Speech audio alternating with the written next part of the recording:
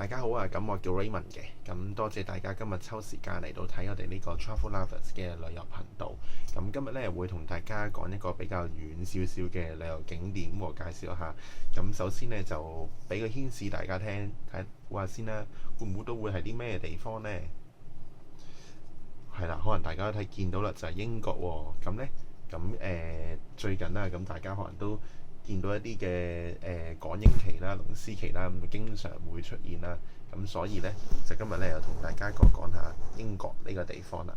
咁呢，就喺講之前呢，咁有一本書呢，就介紹俾大家喎。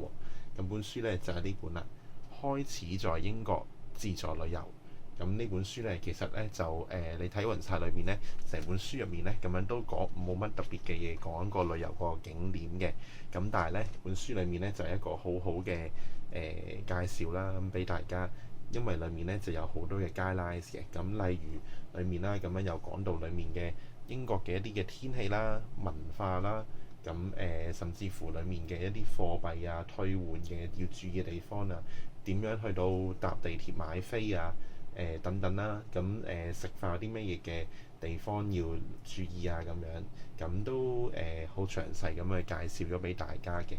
咁本書呢，咁樣就已經出版咗㗎啦。咁本書呢，就係個作者呢係李雲德嘅。咁就大家有興趣嘅，即管可以去各大嘅公共圖書館啦，或者係書局裏面去到瀏覽翻一。